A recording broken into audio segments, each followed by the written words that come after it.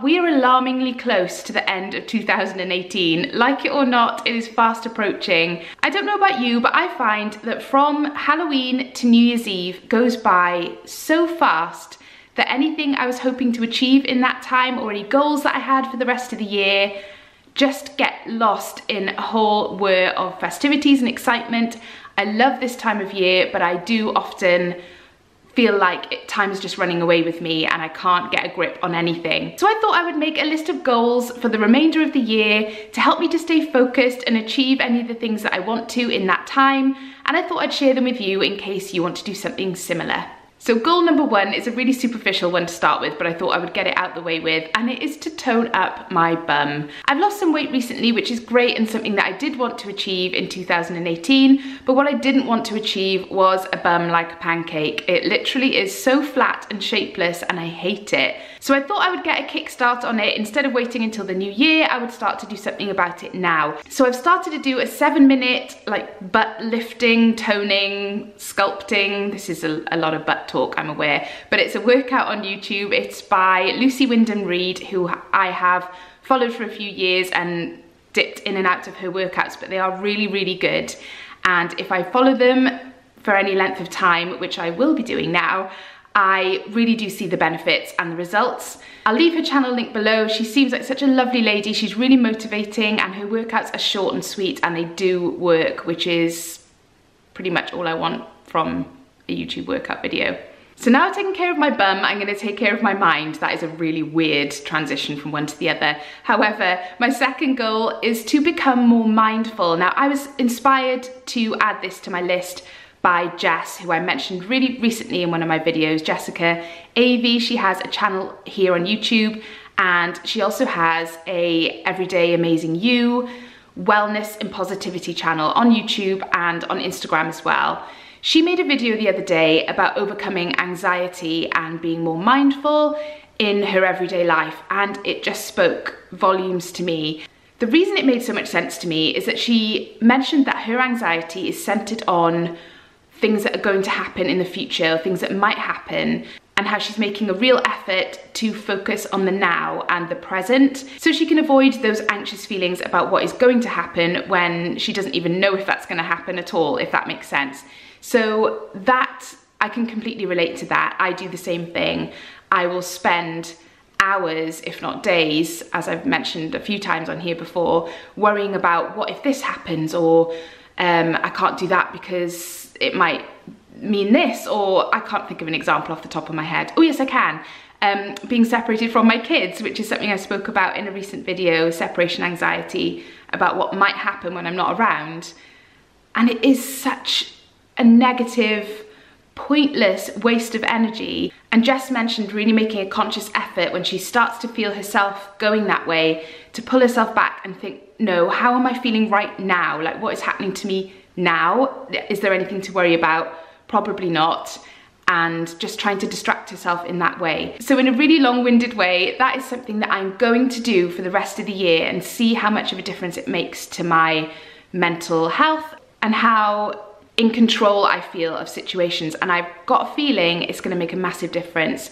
So I will leave Jess's video. She does a much better job of explaining it than I did. So if this sounds like something you can relate to, do go and watch Jess's video, because she just speaks so much sense. And another channel actually that I would highly recommend for being more mindful and more present and in the moment is my friend Aziz Lorena. She does a mindfulness series on her channel every Monday, which is aimed specifically at mindfulness in motherhood, but it relates to anyone. I don't think you'd have to be a mum to gain something from those videos, but her videos have been really helpful to me and really inspiring lately. So between Jess and Aziz, I'm going to be far more mindful for the remainder of the year. Goal number 3 is a personal one to my YouTube channel. I set myself some goals this year for the first time really. Up until this year, I've kind of just plodded along and hoped to gain more subscribers and things along the way, but I've never really set myself those goals. And I met my first goal of the year. I was about 3 weeks late, but I wanted to reach 5,000 subscribers by the end of the summer holidays, and I think I was about 3 weeks out. And then I set myself the goal of 10,000 by the end of the year, which is highly unlikely and very ambitious. But I thought, you know what?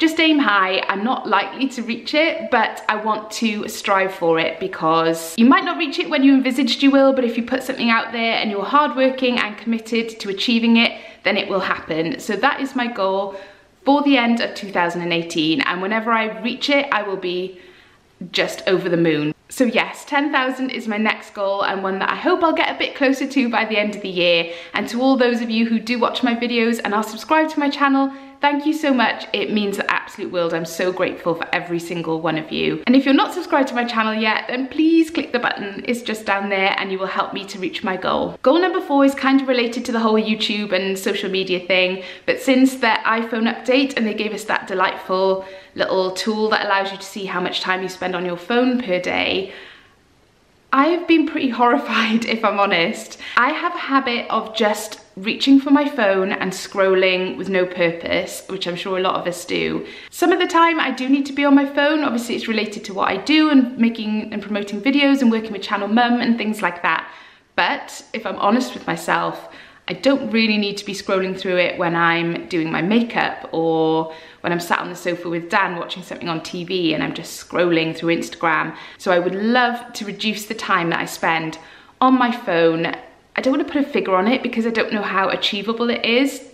Like to say I want to reduce it by 20%, but I would like to check back in a few weeks' time and see a significant reduction in the amount of time I've spent on my phone in the day. So my 5th and final goal for the remainder of the year and into 2019 is to start saving specifically for holidays. We haven't been on holiday since 2015 or 16, I can't remember. We went to Disney World in Florida. It was incredible. It was expensive, hence why we haven't been since then. We've been on lots of camping trips. We've been on little breaks around the UK, which has been lovely. But I'm just craving a proper 2 weeks in the sun and just having that to look forward to. Also, I would love my kids to experience more holidays abroad as well. They love camping and they love doing all of that, and that will never change. But I just think there's something special about a 2-week holiday as a family abroad. I've got so many fond memories from my childhood of doing that, so I want to give the same to them.